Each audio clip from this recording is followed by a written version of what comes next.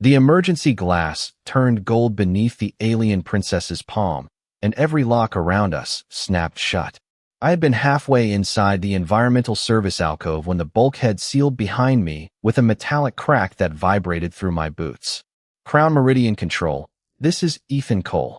Static answered. Then a low alarm began pulsing through the royal wing. Not loud. Worse than loud. Patient. 3 notes every 5 seconds. I set my diagnostic case on the black composite floor and smelled hot insulation beneath the station's usual sterile trace of ozone. 40 feet ahead, beyond a transparent isolation partition, Princess Saelyra Veyn stood alone. I had seen her twice during diplomatic briefings, always surrounded by guards and advisors. Now there was nobody between us. Her white lavender hair had come loose over one shoulder. Thin golden markings ran from her temples beneath the collar of her silver ceremonial coat, glowing softly against deep teal skin. They brightened, dimmed, brightened again. Her amber eyes fixed on me. Human. Her voice came through the partition speaker with a faint electronic rasp. Leave. I glanced at the sealed bulkhead behind me. Working on that, Your Highness. I pulled the access panel open. Warm air touched my knuckles. The atmospheric controller showed 31 cascading faults, yet pressure remained stable at 14.6 psi. Oxygen normal. Temperature had climbed to 82 degrees and was still rising. That made no sense. Do not repair it from there. I looked back. Saelyra had moved closer to the glass. Why? Because I ordered you not to. That usually works better when the door isn't locked. Her fingers curled against the partition. A faint tremor traveled through them. I stopped smiling. The gold beneath her skin was brighter now, illuminating the fine texture of her palm against the glass. I switched my scanner from environmental to biological telemetry.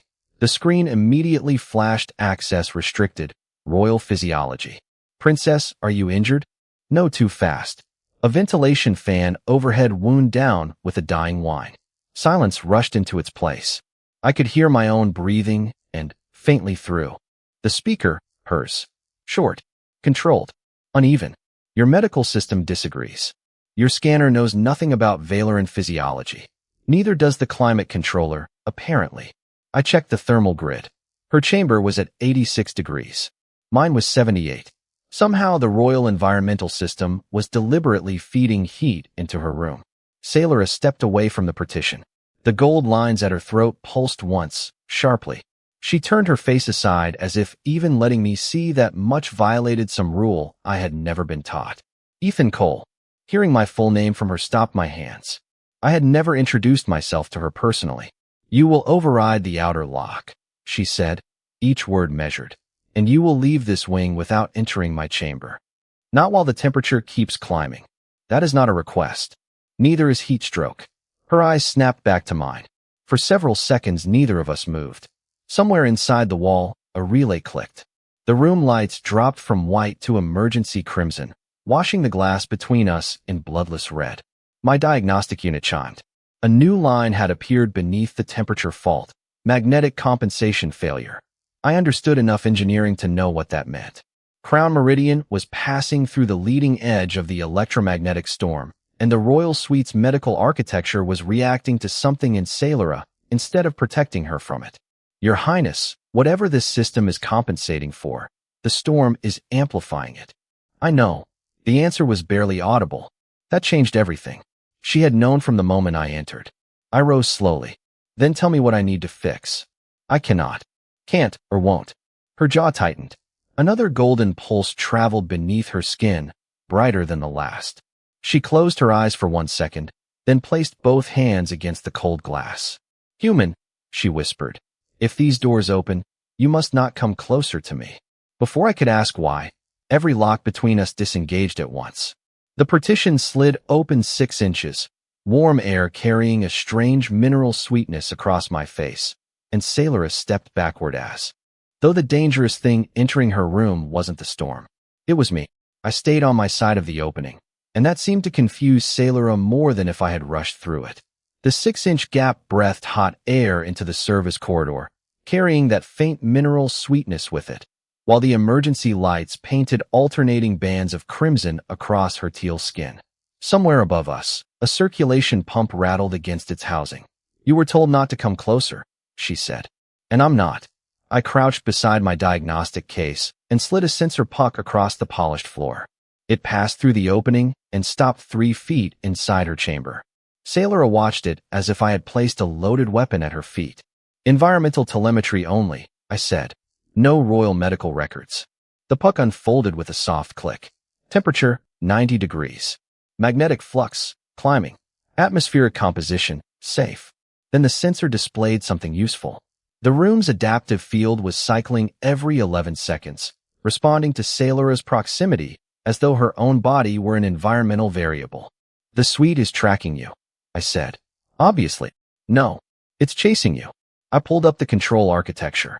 Each time the field strengthened, her golden markings brightened. Each time they brightened, the system increased compensation again. A feedback loop. I killed the automatic regulator. The overhead vents slammed closed. The constant hum vanished, leaving only the faint tick of cooling metal. Saelyra inhaled sharply. What did you do? Stop the machine from arguing with your biology.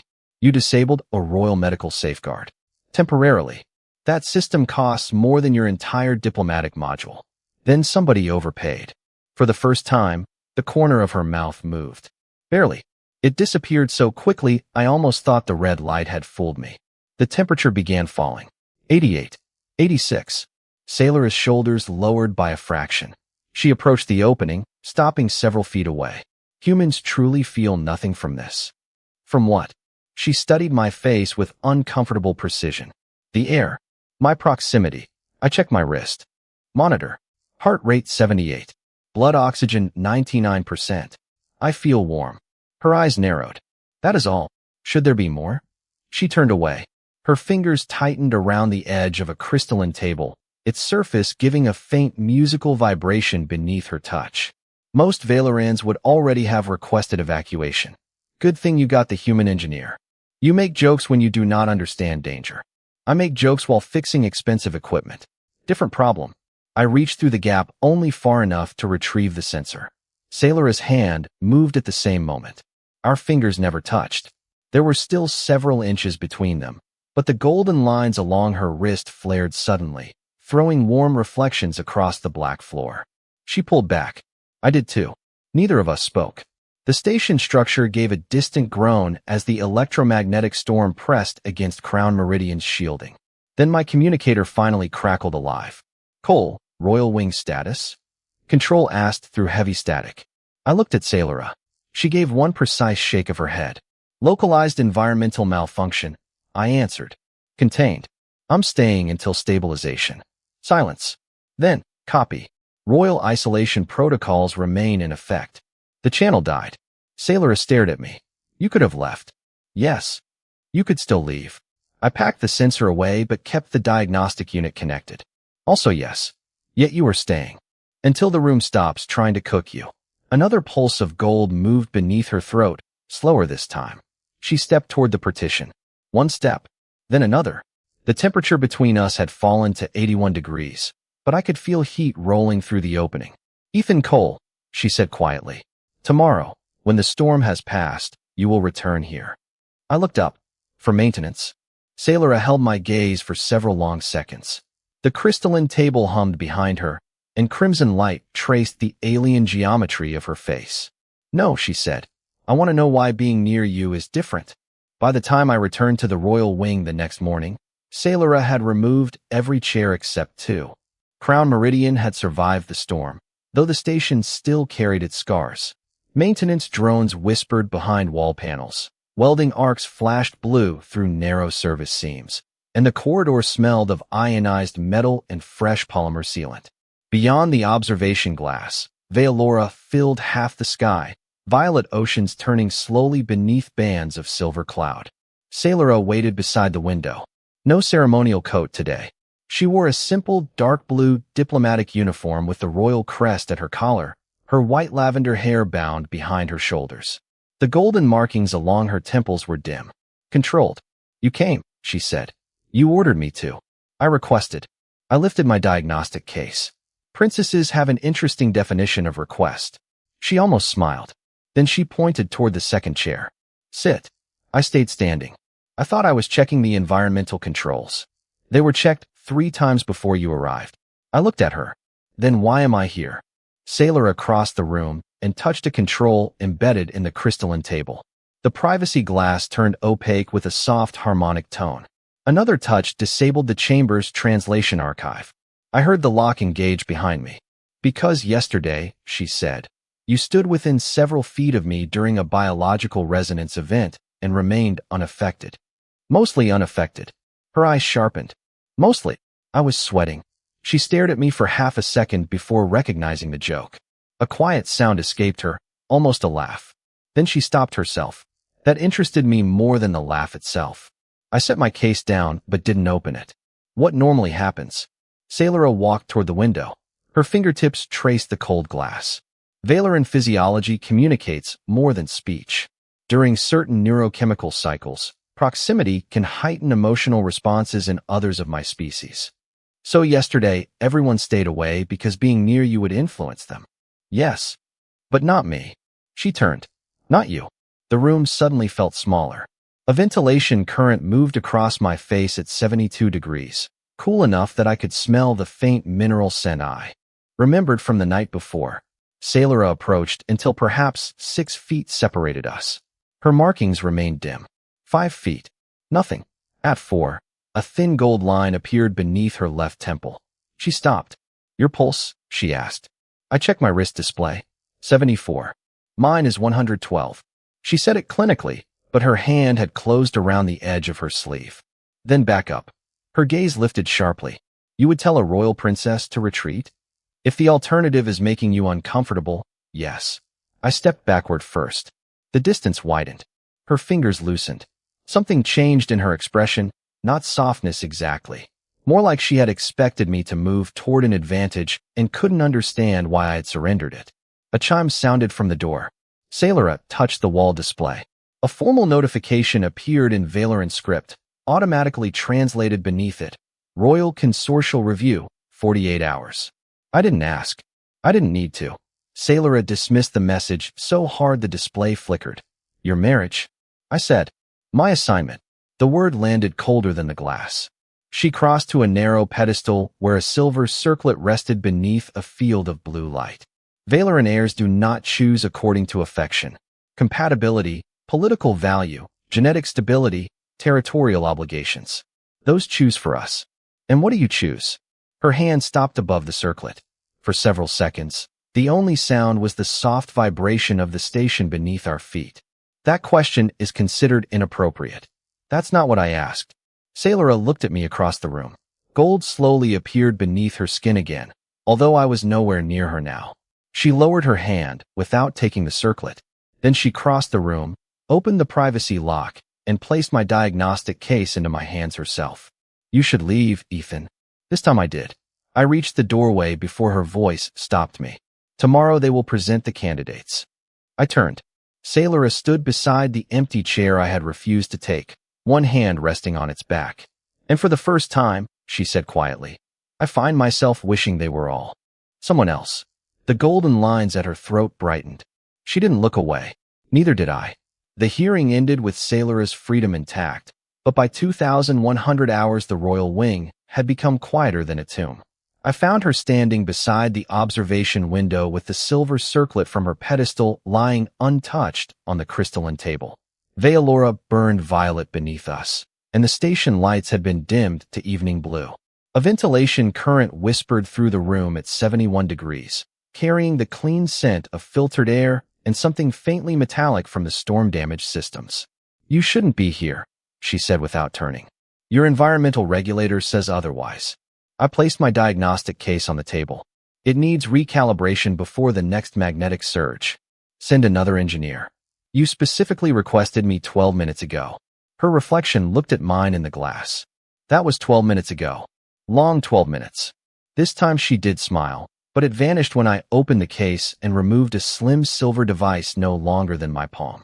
Portable biofield regulator, I said. Human-built control core, Veyn interface. It won't fight your resonance response like the station system did. Saelyra approached. The device emitted a soft blue pulse between us. How does it work? It doesn't decide anything for you. It reads your baseline. Then you choose the compensation level. I held it out. She waited. Aren't you going to attach it? No.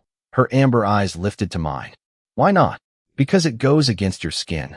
You touched me yesterday. To keep you from hitting a window. And now, I placed the regulator in her open palm. Its brushed metal looked almost gray against her teal skin. Now you're standing safely on the floor. She stared at the device. Most technicians would simply perform the procedure. Most technicians aren't dealing with a princess whose entire life seems to involve other people deciding what happens to her. The room became very still. Even the ventilation seemed quieter. Saelyra turned the regulator over between her fingers. You speak carelessly to royalty. Occupational hazard. No, her voice softened. You speak to me as though royalty is irrelevant. I closed the diagnostic case. Right now it is. The gold beneath her temples appeared, faint but unmistakable. She looked toward the circlet on the table, then back at the regulator. The council asked whether your contact caused my response. What did you tell them? That my response belonged to me. I said nothing. She raised the device toward her collar, hesitated, then lowered it. Show me. I stepped beside her without touching her and demonstrated the placement on my own neck. Here, 2 fingers below the sensory ridge. Press once to activate, twice to reduce compensation. She copied the motion. The regulator clicked against her skin. Blue light spread briefly across the golden markings, then settled. Better? I asked. Saelyra took a slow breath. Quieter. Good. I started packing my tools. Ethan. I looked up. She had moved closer. 3 feet now. The distance that once made her markings flare violently. Tonight they brightened gradually instead, warm gold beneath controlled blue. Why did you refuse? She asked. Refuse what? To touch me. Because you didn't ask me to. Her fingers tightened around the edge of the regulator. You could have. No one was here. That's exactly why I wouldn't. Her eyes stayed on mine. I could hear the faint electrical hum inside the crystalline table and the distant vibration of docking thrusters somewhere through the station hall. Among my people, she said, rank grants permission before desire is ever considered. Humans have made that mistake too. But you didn't. No, why? I closed the last latch on my case. Because wanting something from someone isn't the same as having the right to take it. The golden markings beneath her eyes brightened again. Saelyra slowly removed the regulator from her neck. Then what happens? She asked. When the person finally knows what she wants. I met her gaze. She says it. For several seconds, she didn't move. Then she placed the regulator back in my hand, deliberately letting the metal, not our fingers, bridge the final inch between us. Not yet, she whispered. But when I do, Ethan Cole, I want you to know the words will be mine. The order removing me from the royal wing arrived before breakfast, and Saelyra was standing beside me when my access band turned red. The soft chime sounded almost polite. I pressed my wrist against the security panel again. Red light washed across my fingers. Access revoked.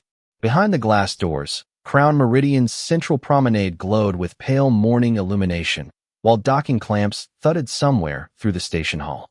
The air smelled of brewed coffee from the human delegation lounge and hot lubricant from maintenance drones moving along the ceiling rails. Effective immediately, I read from the display. Human technician Ethan Cole is reassigned to Departure Module 3 pending diplomatic transfer. Saelyra stood perfectly still. She wore her silver ceremonial coat again. The royal crest at her throat caught the white overhead light, but the golden markings beneath her teal skin were already visible. Transfer where? She asked. I scrolled down. Earth Delegation Transport. Departure tomorrow at 0700. Her eyes moved to mine. Tomorrow. Apparently I've become an engineering problem they can solve by shipping me away. The doors opened from the opposite side. 2 royal protocol officers waited beyond them, dressed in dark Valyrian uniforms. Neither entered. One spoke through the intercom. Princess Saelyra Veyn. The Consortial Council has advanced your return to Valyria. Your shuttle departs at 0600 tomorrow. Candidate presentation will occur upon arrival. Saelyra's jaw tightened. Dismissed. Your Highness, we are instructed to escort. I said dismissed. The intercom went silent. The officers withdrew. For the first time since I had met her, royal authority worked in our favor, but only for the length of an empty hallway. Saelyra touched the door control. Nothing happened. My revoked access had triggered a separation protocol. Glass remained between us. Ethan, I'm here. She raised her palm to the transparent barrier, almost exactly as she had during the storm. I didn't mirror the gesture. Not yet. I can stop your transfer, she said. One royal directive.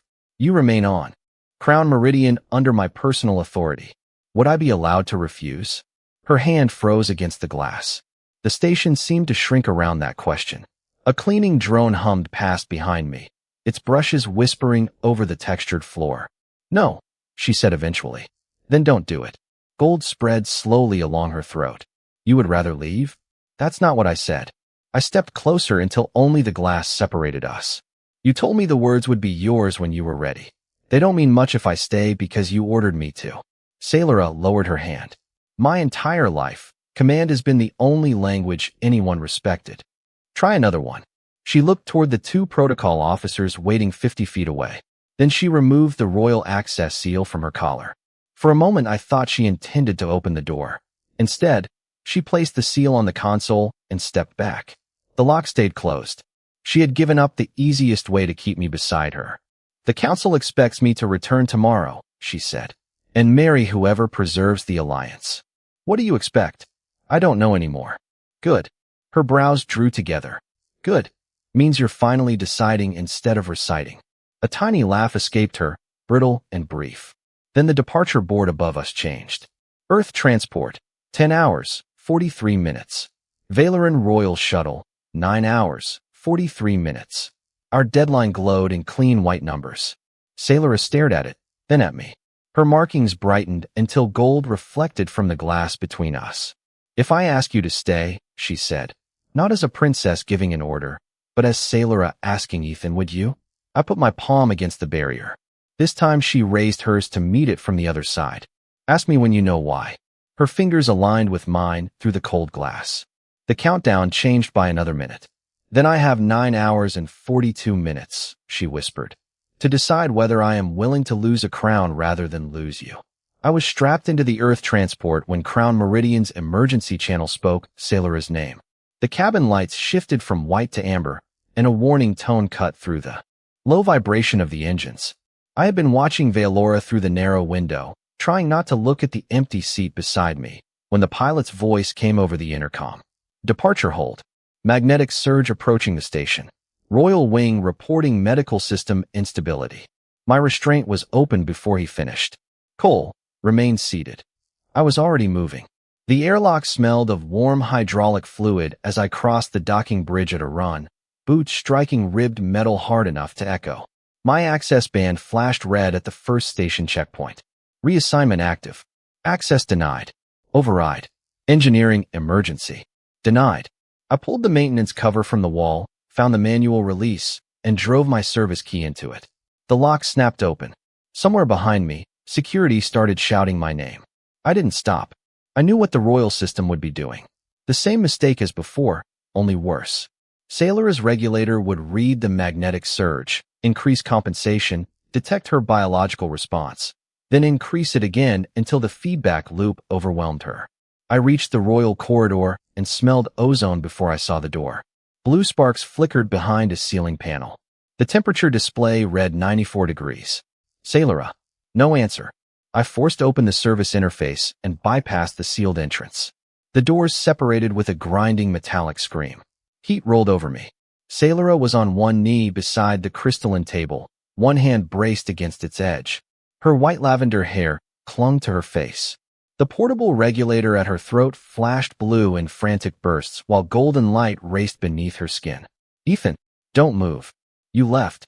I came back. I crossed to the environmental core and ripped the automatic field controller from its magnetic mount.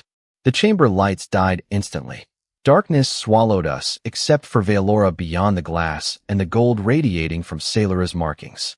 That system is tied to station medical, she said. Not anymore. You cannot disconnect royal safeguards. Apparently I can. I dropped beside the manual control panel. The metal was almost too hot to touch. I rerouted the room through the ordinary human atmospheric circuit and killed every adaptive biological command. Fan spun down, then restarted slowly. Cool air poured from the vents. 79 degrees. 76. Saelyra's regulator stopped flashing. She drew one long breath. I held out my hand, but didn't touch her. Can you stand? Her amber eyes moved from my hand to my face. She took it. I pulled her upright. This time the gold beneath her skin brightened, but no machine reacted.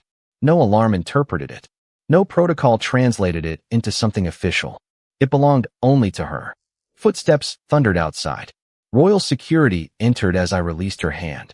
A protocol officer stared at the disabled controller on the floor. Human technician Ethan Cole, you have violated a sealed royal medical zone and disabled sovereign equipment. Correct. Saelyra stepped between us. He saved me. Your Highness, his diplomatic protections are revoked. He must return to the Earth transport immediately. I looked at Saelyra. The countdown had finally reached us. She could order them to keep me.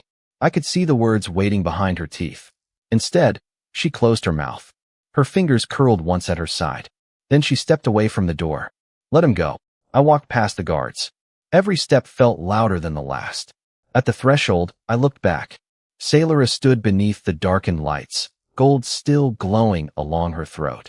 She had chosen not to cage me, even when losing me became real. I turned toward the docking bridge. Behind me, her voice came softly through the cooling room.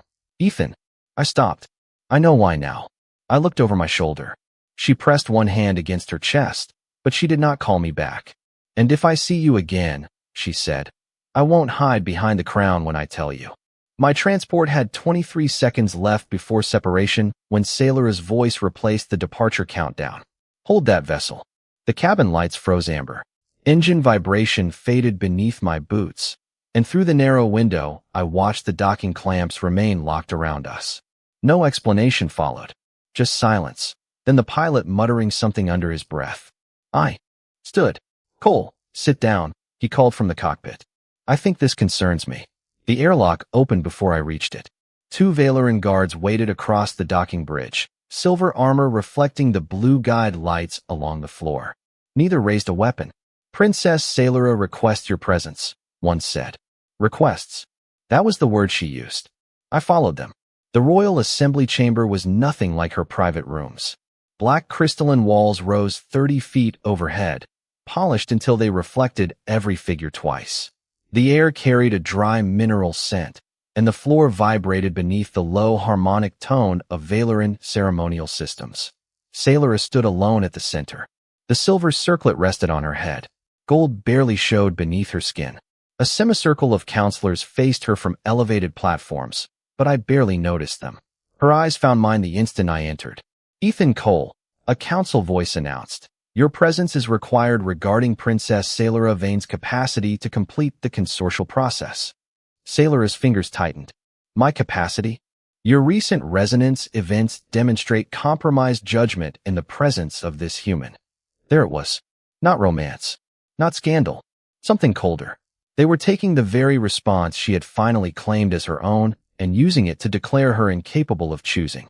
Therefore, the counselor continued, the princess will return to Valyria under protective authority. Her approved union will proceed without further delay. Saelyra looked at me. I remembered the glass between us, the regulator placed in her hand, her promise that when the words came, they would be hers. I stepped forward. Ask her. The chamber went silent. Human, the counselor said, you have not been granted. You're discussing whether she's capable of choosing while refusing to ask what she chooses. Saelyra's markings brightened. Ethan. I stopped. This was hers. She reached up slowly and removed the circlet. 100 reflections repeated the motion across the black walls. The ceremonial tone abruptly ceased. Princess, someone warned. Saelyra looked at the silver crown in her hands. Since childhood, I have been taught that this represents duty. Her voice carried cleanly through the chamber. I was taught that my body serves succession, my name serves diplomacy, and my future serves Valyria. She walked toward the central pedestal. Her boots clicked against crystal. But when this human had authority over my safety, he gave the decision back to me. She placed the circlet on the pedestal. Metal touched crystal with a small, clear sound. When he could have touched me, he waited. When I could have commanded him to remain, he asked whether he could refuse. When leaving became easier than staying, he returned only because my life was in danger. Gold flowed from her temples to her throat, And now you call that influence. She turned toward the council. I call it the first time anyone taught me what choice feels like. The chamber erupted in overlapping voices. Saelyra raised one hand. They stopped. If wearing this crown means surrendering the right to speak for myself, then you may have it. Nobody moved. She stepped down from the royal platform. Not toward the council. Toward me. 1 step. 2. 3. Her markings grew brighter with every foot she crossed. Saelyra, I said quietly, you don't have to prove anything to me. I know. She stopped inches beyond arm's reach. That distance mattered. It had always mattered. That is why I can finally do this. Behind her, a counselor ordered the guards to escort me out. Saelyra never looked away from me. No, she said. The guards remained still. The council had lost the only weapon that mattered the moment she surrendered the crown. Saelyra took one final step closer, her voice dropping until it belonged only to us. They have heard the princess's decision, she whispered. Now I need you to hear Saelyra's. Saelyra did not speak again until the assembly chamber doors closed behind us. The council remained on the other side with her silver circlet, their voices reduced to a muffled vibration through 6 inches of crystalline composite. She kept walking. No guards followed. No protocol officer called her back. I followed her through the royal corridor until we reached the observation room where this had begun, and she pressed her palm to the door. It opened without ceremony. Inside, Crown Meridian had returned to normal. White light spilled across the black floor. The ventilation system breathed cool air at 72 degrees, carrying the faint mineral scent I had learned to associate with Valoran architecture. Beyond the glass, Veylora turned beneath us, violet oceans edged with sunrise. Saelyra stopped beside the crystalline table. The pedestal where her circlet had rested was empty. Your transport is still waiting, she said. I know. You can leave. I know that too. Her white lavender hair slipped over one shoulder as she turned toward me. Without the circlet, without the ceremonial platform beneath her feet, she somehow looked taller. The golden markings beneath her skin glowed steadily now. No violent pulses. No medical alarms. Just light. I surrendered my succession claim, she said. The council accepted it. I waited. They cannot compel a private citizen into a consortial union. The diplomatic alliance will proceed without my marriage attached to it. And you? Her fingers brushed the empty pedestal.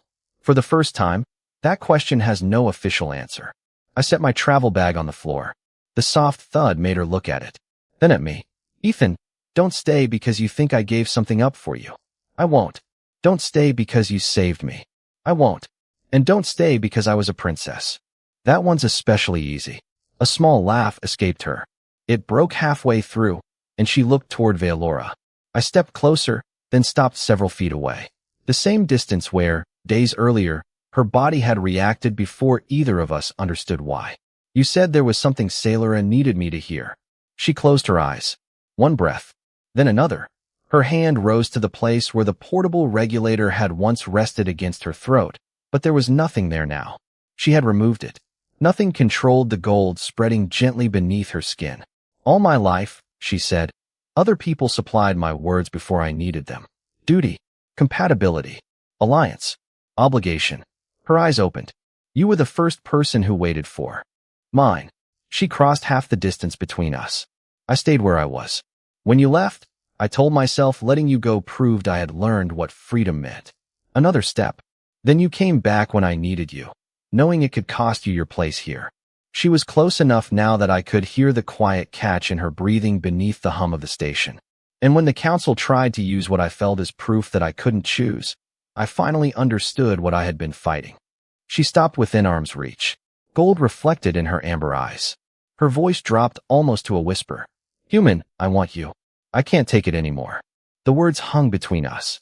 Not an order. Not biology translated by a machine. Not a princess claiming something because rank allowed it. Saelyra had chosen every syllable. I held her gaze. Is that your choice? Her hand trembled once before she reached for mine. Her fingers closed around them, warm and deliberate. For the first time in my life, I turned my hand and held hers. Nothing dramatic happened. No alarms sounded. No council interrupted. The stars remained stars. Saelyra leaned closer until her forehead rested gently against mine, and I heard her release a breath that seemed to have been waiting years to leave her. I touched her cheek only after she nodded. The gold beneath her skin softened into a quiet glow. Behind us, my travel band chimed. Final boarding. I reached down, switched it off, and left the bag where it was. Saelyra looked toward it. You missed your transport. Looks that way. Was that your choice? For the first time today. She laughed, and this time she didn't stop herself. We stood together before the glass as Velora's sunrise spread violet and gold across the room, her hand still inside mine. With no crown, no barrier, and no machine deciding what either of us was allowed to feel. She had spent her life being chosen for everyone else, and I loved her enough to wait until she chose me.